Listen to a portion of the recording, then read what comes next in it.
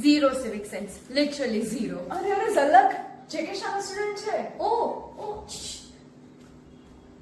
બોલો ને કેવા ગયા તારા પેપર્સ? જે કે તમે દીધું સારા ગયા અરે વાહ. તો હવેનો શું પ્લાન છે? હવે જવું છે તમારે અરે early batch નું નામ નથી સાંભળ્યું?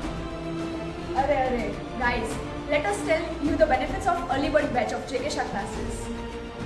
Inter is not tough, but it's lengthy. Start early, finish early.